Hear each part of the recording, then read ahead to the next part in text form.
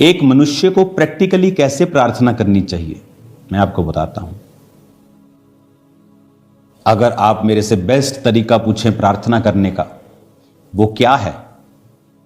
देखो, शाम की मीटिंग कितनी आशीषित है कि मैं आपको कितनी गहरी बातें बता रहा हूं। बेस्ट तरीका है, अगर आपको परमेश्वर से जवाब लेना है प्रार्थना करने का, 1+1+1।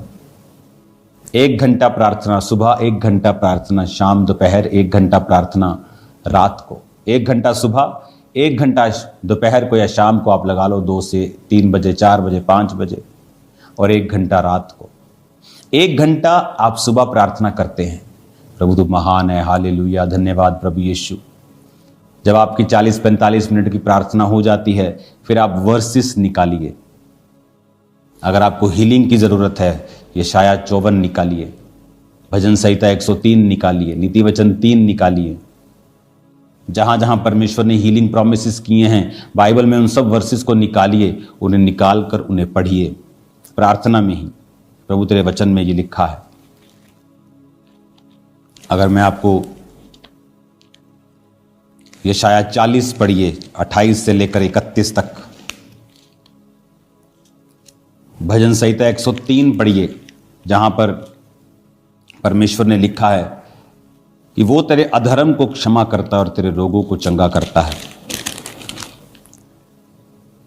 भजन संहिता 103:3, वही तो तेरे सब अधर्म को क्षमा करता है और तेरे सब रोगों को चंगा करता है। इन वर्सेस को पढ़िए 10-15 मिनट, इन वर्सेस से प्रार्थना कीजिए। उसके बाद अगर आपके पास अनॉइंटिंग ऑयल है, अपने आप को उससे मसा कीजिए। लास्ट में थैंक्स कीजिए, प्रभु तेरे कोड़े खाने से मैं चंगा हो चुका हूं, तेरा थैंक्स करता हूं, आमीन कर दीजिए।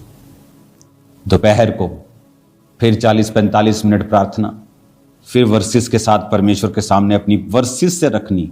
इन अध्यायों से, इन वर्सेस को बोलकर प्रभु को बताना कि तेरे वचन में ये लिखा है।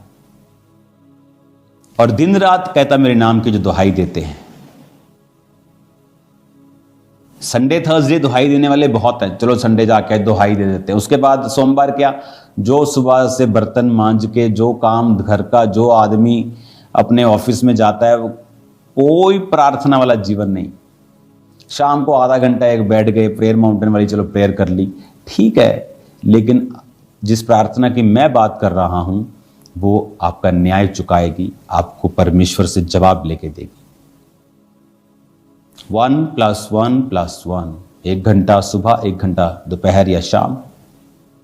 सेम धन्यवाद प्रभु यीशु, 45 मिनट आप प्रभु से अपने दिल की बात। आप अपने जब पिताजी के पास जाते हैं, अपनी माता जी के पास जाते हैं, आप सोच के नहीं जाते कि मैं जब अपने बाप के पास जाऊंगा बोलूंगा, हे हमारे परम पूज्य पिताजी, मुझे कृपया 50 का नोट दीजिए। आप कभी ऐसा नहीं कहते। कुड़ियां देखे डैडी 50। आप मेरी बात समझ रहे हैं क्या? परमेश्वर भी आपका पिता है, आपके पिता से भी ज्यादा है। आप जब प्रार्थना में बैठते हैं उससे बात करें, अपने दिल की बात करें। हो सकता है उसमें कुछ इमोशनल चीजें हों, इसलिए मैंने कहा लास्ट 15 मिनट फिर वचन से प्रार्थना कीजिए, ताकि जो वचन से प्रार्थना होती है उसे परमेश्वर दरकिनार नहीं कर सकते, क्योंकि वो अपने वचन का इनकार नहीं कर सकता।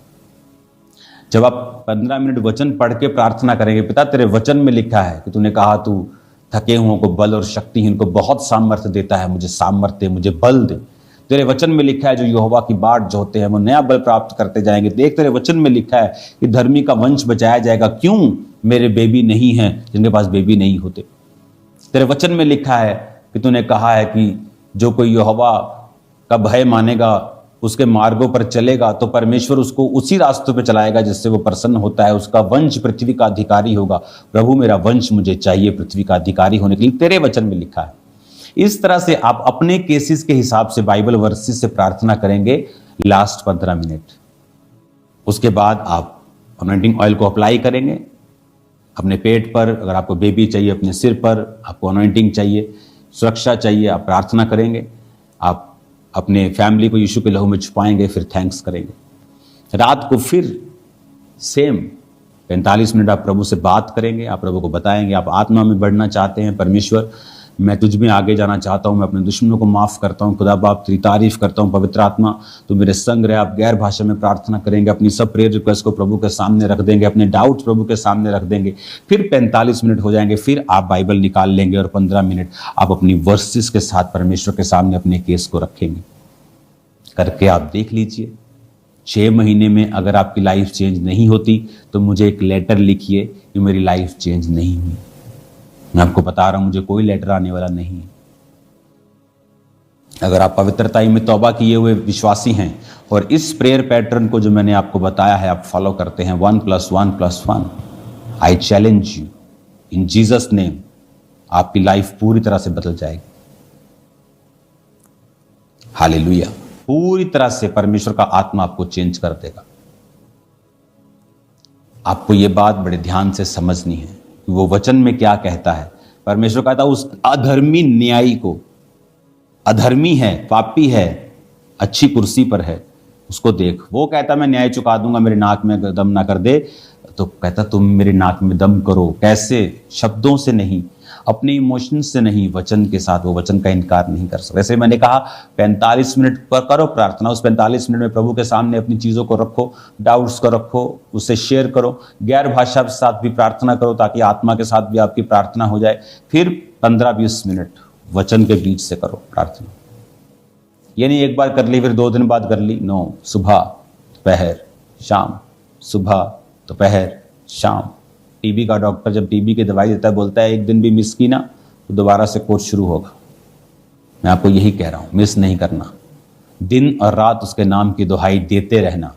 देखो फिर क्या होता है जब आप वचन के बीच से अपनी प्रेयर रखेंगे कि प्रभु तेरे वचन में लिखा है। अगर कोई बीमार है, मान लो वो नीति वचन 3 पढ़ रहा है, तो वचन में लिखा है। ये सब प्रेयर्स, कौन सी प्रेयर कहाँ लिखी है इसकी बुक में लिख रहा हूं, तो that will help you.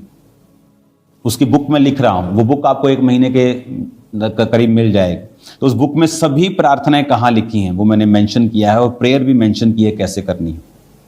Hallelujah.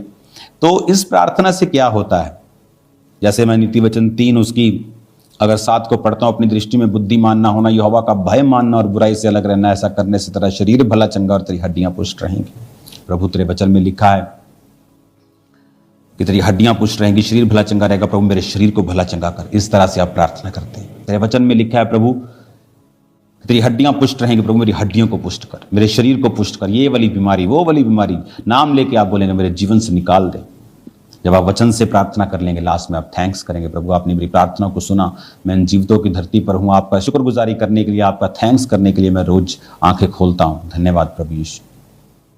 सुबह दोपहर शाम, सुबह शाम रात 3 बार आप प्रार्थना करेंगे। 1 घंटा 1 घंटा 1 घंटा 1 घंटा 1 घंटा 1 घंटा।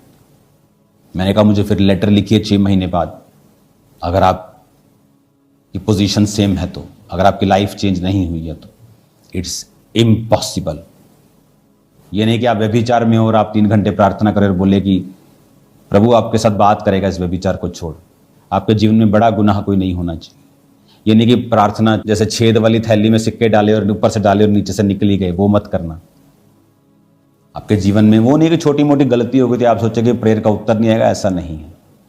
लेकिन कोई बड़ा जानबूझकर किया हुआ गुनाह, चोरी, कोई व्यभिचार, किसी को गिराना, ऐसा आपकी लाइफ में नहीं होना चाहिए। 1+1+1 मैं वेट कर रहा हूं। ये वचन आपकी लाइफ को चेंज कर देगा। आप देखिए फिर अगर आपका बच्चा नहीं प्रभु में है, 45 मिनट के बाद वंशों की प्रार्थना में वर्सेस के साथ कीजिए। बुक तो आपको जल्दी मिल जाएगी, आप बुक से जान पाएंगे कि वंश की प्रार्थना कहाँ करनी है, डर से मुक्ति के लिए कहाँ करनी है, डिप्रेशन से मुक्ति के लिए बाइबल में कहाँ वचन लिखा है, शारीरिक हीलिंग के लिए, फाइनेंशियल हीलिंग के लिए, कर्जे से मुक्ति के लिए, दोस्त के लिए कैसे प्रार्थना करनी, भाइयों के लिए, सब लिखा है उस बुक में, मिल जाएगी आपको। लेकिन इन वर्सेस को खुद पढ़िए, ढूंढिए, आगे बढ़िए, प्रेयर कीजिए। वो आपका न्याय चुकाने के लिए तैयार है। God bless you all. प्रार्थना कीजिए 21 सितंबर तक फास्टिंग में। चर्च के लिए सब सरकारी काम जो है वो हल हों।